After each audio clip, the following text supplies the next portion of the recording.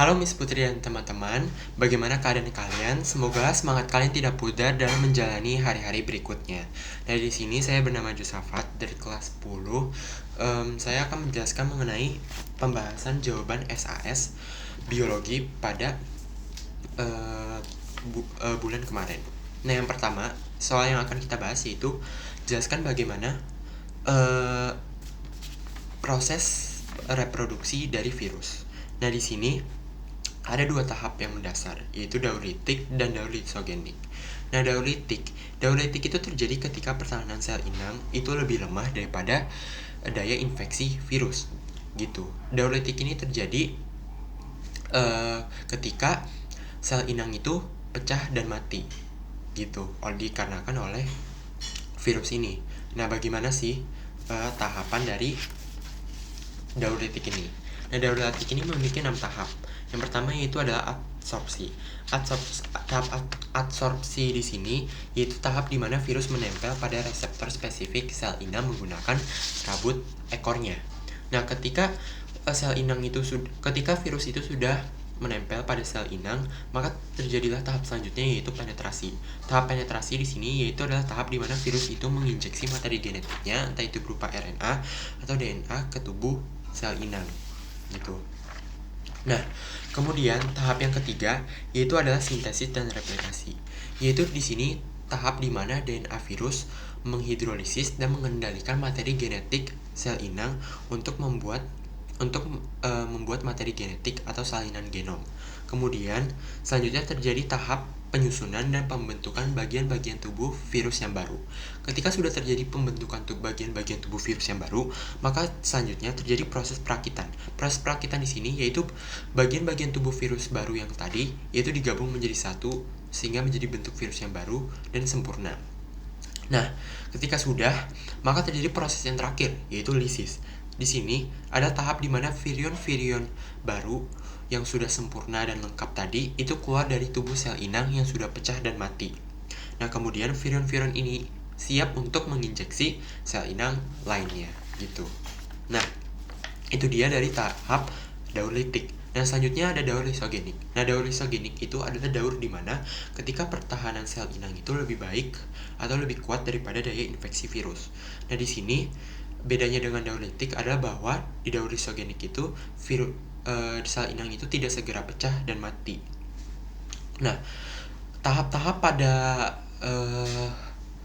daur lisogenik itu kurang lebih sama seperti daur litik, namun ada beberapa tambahan.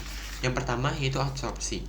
Seperti yang aku udah jelasin, tahap adsorpsi dan penetrasi itu sama. Adsorpsi itu virus menempel pada reseptor spesifik sel inang, dan kalau penetrasi virus itu menginjeksi materi genetiknya. Kemudian di sini terjadi setelah absorpsi dan penetrasi terjadi tahap penggabungan. Tahap penggabungan di sini yaitu bahwa DNA virus bergabung dengan DNA bakteri atau sel inang sehingga membentuk yang namanya profage. Nah, ketika sudah terbentuknya profage, maka terjadi proses pembelahan. Yaitu di sini adalah jika sel inang membelah diri, maka setiap sel anakannya akan mewarisi profage tersebut. Nah, kemudian ketika terjadi pembelahan, maka terjadilah tahap sintesis. Yaitu di sini profage aktif dan keluar dari kromosom bakteri sehingga mengakibatkan DNA sel inang hancur. Nah, kemudian berikutnya terjadi fase sintesis, fase replikasi, dan seterusnya sesuai dengan yang terjadi pada daur litik, gitu. Kemudian soal yang nomor 2 di sini adalah dampak infeksi virus rabies pada hewan dan manusia. Saya jelaskan analisis supaya dapat dilakukan untuk mengendalikan penyebaran tersebut. Nah, kita tahu kalau misalkan rabies itu adalah penyakit yang menyerang manusia dan hewan, dan merupakan salah satu penyakit yang paling berbahaya di dunia, gitu. Nah, penyakit rabies itu merupakan penyakit yang menyerang sistem saraf pada manusia. Jadi penyakit itu ada dua, ada yang menyerang sistem saraf dan ada yang menyerang sistem kekebalan tubuh manusia. Nah, yang menyerang sistem saraf itu salah satunya adalah rabies. Nah, rabies ini merupakan penyakit yang parah yang bisa dialami oleh manusia, terutama jika virus tersebut sudah ada dan menyerang tubuh manusia dan berkembang di dalam tubuh manusia. Maka virus tersebut dapat menyebabkan peradangan pada otak, kejang-kejang, kehilangan konsentrasi, halusinasi, hingga yang paling parahnya lagi, kematian. Nah, ada berbagai cara terutama untuk mengatasi serta meminimalisir perkembangan dari penyebaran virus rabies ini. Nah, virus rabies ini ditularkan terutama oleh hewan karena hewan itu merupakan penyebab utama kenapa virus rabies ini bisa menyebar. Nah gitu. Jadi yang pertama adalah menjaga kontak dengan hewan. Nah hal ini penting, terutama kita nggak tahu pasti kalau misalkan hewan yang kita pegang atau yang kita sentuh itu sudah terjangkit oleh penyakit rabies. Nah karena penyakit rabies ini adalah penyakit yang menular, maka kita pun harus sebagai manusia harus hati-hati, terutama bagi pencinta binatang, karena kita bahkan dengan menyentuh hewan saja kita pun juga dapat tertular dengan penyakit rabies gitu. Hal-hal yang dapat membuat tertular seperti memegangnya atau terkena air liurnya. Untuk itu kita harus waspada dengan sekeliling kita gitu, dengan menjaga kontak dengan anjing gitu. Kemudian setelah kita memegang atau mengelus-elus hewan gitu, usahakan kita untuk mencuci tangan habis itu gitu, untuk menjaga kebersihan agar kemudian gak beralih ke hal-hal yang dapat membahayakan kita. Nah gitu, abis itu kita juga dapat menerapkan pola hidup sehat. Pola hidup sehat ini bukan hanya melalui makan makanan bergizi, istirahat cukup, dan olahraga yang cukup, sehingga imunitas tubuh kita bertambah. Namun hal ini juga dapat diterapkan dengan menjaga kebersihan. Menjaga kebersihan itu sangat penting karena ketika kita menjaga kebersihan kita, maka virus itu akan sulit masuk ke dalam tubuh kita, sulit untuk menembus dinding tubuh kita, karena tubuh kita memiliki hal yang disebut dengan antibody gitu, dimana di sini kita dapat menerapkannya dengan berbagai cara seperti rajin mencuci tangan, memakai masker ketika kita memakai masker, kemudian banyak cara lainnya gitu.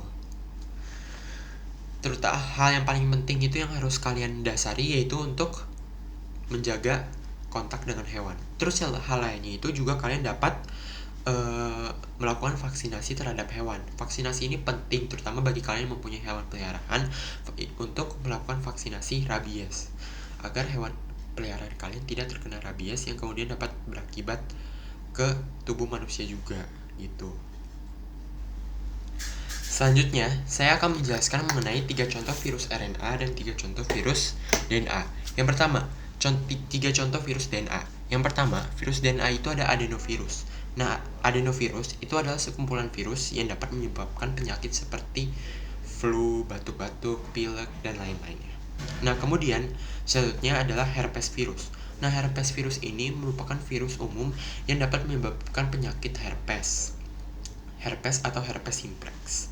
Nah, kemudian ada virus pox. Virus pox ini dapat menyebabkan cacar pada tubuh manusia gitu. Kemudian contoh virus RNA itu contohnya seperti HIV atau Human Immunodeficiency Virus itu adalah virus yang menyebabkan penyakit AIDS pada tubuh manusia, yaitu penyakit yang sangat berbahaya bagi manusia gitu.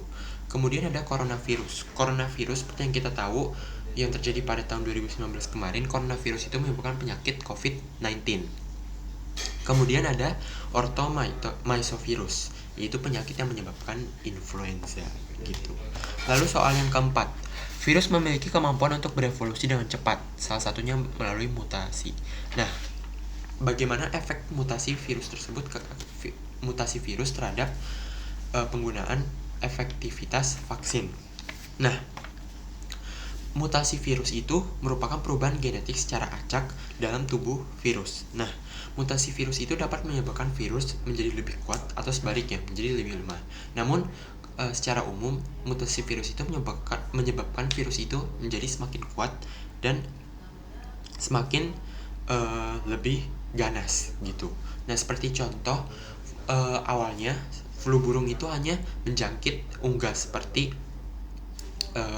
bebek, angsa, dan lain-lain. Namun ketika virus flu burung tersebut bermutasi, akibatnya flu burung itu dapat menjangkit babi hingga manusia dan juga bisa dikatakan sebagai penyakit yang berbahaya gitu.